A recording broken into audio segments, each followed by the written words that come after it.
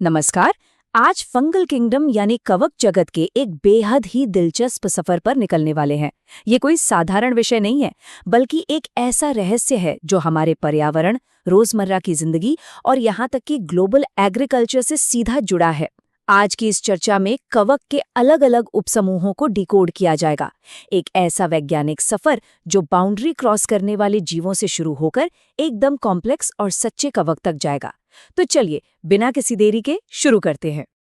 आज के इस विश्लेषण में जिन मुख्य टॉपिक्स को कवर किया जाएगा वो हैं स्लाइम मोल्ड्स, ज़ूओलॉजिकल कवक, एग कवक, कॉन्जुगेशन कवक और सबसे आखिर में सैक कवक। हर एक ग्रुप की अपनी एक बिल्कुल अलग और अनोखी कहानी है। Number 1, slime moulds. इनकी शुरुआत मिक्सोमाइकोटीना से करते हैं। इन्हें सीमांत कवक यानी बाउंड्री फंगाई कहना बिल्कुल सटीक है, क्योंकि ये कवक और प्रोटोजोआ दोनों के गुण दिखाते हैं और पुरानी सारी परिभाषाओं को ही पलट कर रख देते हैं। अब इनके बारे में सबसे हैरान करने वाली बात क्या है? वो ये है कि स्लाइम मोल्ड्स में सेल वॉल यानी कोशिका भित्ति पूरी तरह से गायब होती है। कवक जगत में ऐसा होना बहुत ही रेयर है। और एक और प्रोटोजोआ वाला गुण जो इनमें होता है वो है इनका खाना खाने का तरीका। ये बिल्कुल किसी अमीबा की तरह इंजेस्ट करके अपना भोजन ग्रहण करते हैं। है ना कमाल की बात? इनका जीवन चक्र प्रकृति का एक बहुत ही शानदार और कंटिन्यूअस लूप है।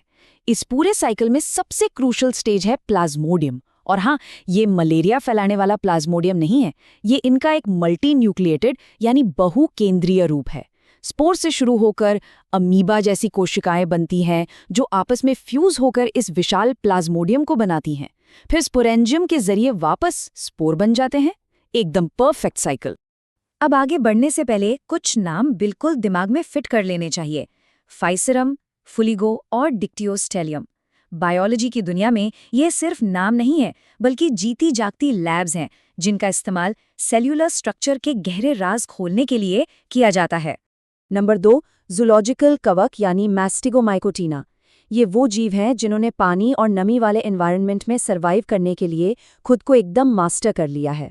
इनका जो फिजिकल स्ट्रक्चर है वो समझना बहुत जरूरी है। इनका माइसीलियम असेप्टेट यानी बिना किसी डिवाइडर वाला होता है, जिसे कोइनोसाइटिक कहते हैं। पर असली मैजिक इनके अलैंगिक जनन में छुपा है। इनमें ज़ूस्पोर्स बनते हैं और इन ज़ूस्पोर्स में फ्लैजेला यानी चाबुक जैसी छोटी सी संरचना होती है, जिसकी मदद से ये मजे से पानी में तैर सकते हैं। लेकिन ये माइक्रोस्कोपिक जीव रियल वर्ल्ड में कितना भयंकर रूप ले सकते हैं, सिंकाइट्रियम एंडोबायोटिकम उसका सबसे बड़ा उदाहरण है। ये दुनिया भर में आलू की फसलों का सबसे बड़ा दुश्मन है, क्योंकि ये आलू में ब्लैक वॉट नाम की एक बेहद खतरनाक बीमारी फैलाता है।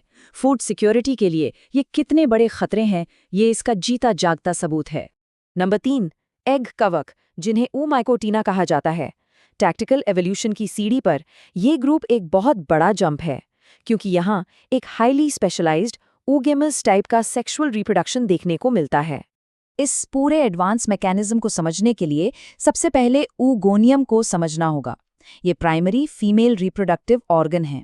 ये साइज में काफी बड़ा होता है और इसके अंदर एक बहुत ही विशाल और स्थिर अंडाणु होता है जिसे oosphere कहते हैं। और वहीं दूसरी तरफ है इसका मेल काउंटरपार्ट एथेरिडियम।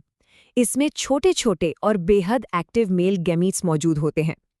ये इमेजिन करना ही कितना फैसिनेटिंग है कि कैसे एक छोटा सा गतिशील मेल गैमीट तैरकर एक विशाल फीमेल एग के पास पहुंचता है और इस पूरी जटिल प्रक्रिया को अंजाम देता है। इस रिप्रोडक्शन सिस्टम को समझना सिर्फ किताबी ज्ञान नहीं है।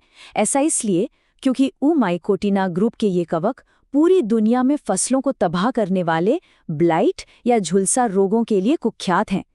फाइटोफ्थोरा इन्फेस्टेंस को ही ले लीजिए, जो आलू में लेट ब्लाइट फैलाता है, या फिर पाइथियम जो डैम्पिंग ऑफ रोग का कारण बनता है।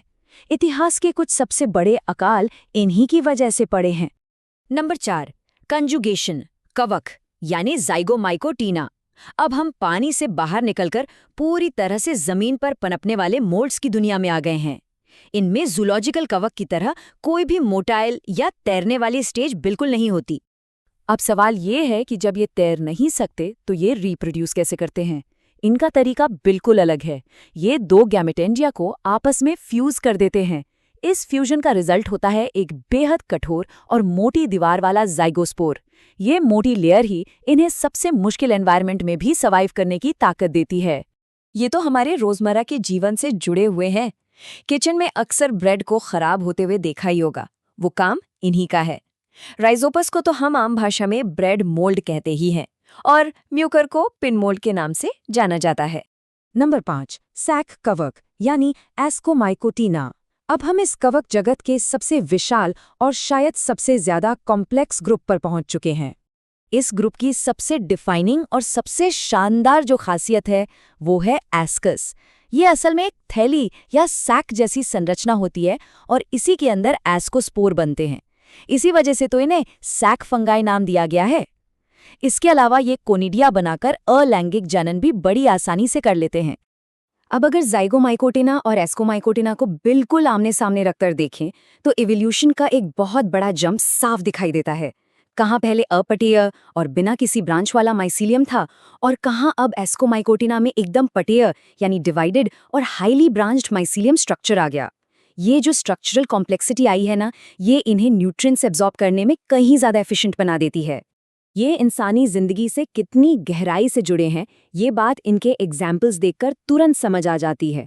सोचिए, सैक्रोमाइसीज यानी यीस्ट के बिना बेकिंग और ब्रूइंग इंडस्ट्री का क्या होता।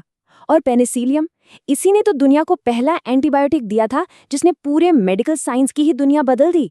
एस्परजिलस और मॉर्चेला जैसे महत्वपूर्ण जीव भी इसी कमाल के ग्रुप का हिस्सा है। इस पूरी बायोलॉजिकल जर्नी को अगर समराइज करना हो तो इनकी सेल वॉल का केमिकल स्ट्रक्चर एक परफेक्ट रेफरेंस पॉइंट बन जाता है। मिक्सोमाइकोटिना में तो सेल वॉल होती ही नहीं है। मैस्टिगोमाइकोटिना में ये सेल्यूलोज से बनी होती है और ऊमाइकोटिना में सेल्यूलोज के साथ ग्लूकेन भी जुड़ जाता है। ये सिर्फ केमिस्ट्री नहीं है, ये दिखाता है कि नेचर में सर्वाइव करने के लिए हर ग्रुप ने अपना एक बिल्कुल अलग रास्ता चुना है। तो इस पूरी चर्चा के बाद एक बहुत ही जरूरी सवाल सामने आता है, क्या सेल वॉल या स्पोर्स के ये छोटे छोटे डिफरेंस सिर्फ किताबी बातें हैं? बिल्कुल नहीं। इन एकदम बारीक अंतरों को समझना ही वो मास्टर की है जिससे भविष्य के बेहद पावरफुल फंगीसाइड्स बन सकते हैं। यही वो फाउंडेशनल नॉलेज है जो हमारी ग्लोबल फूड सप्लाई को बचाने का अल्टीमेट सोल्यूशन है। आज के इस गहरे और रोमांचक विश्लेषण का हिस्सा बनने के लिए बहुत बहुत धन्यवाद।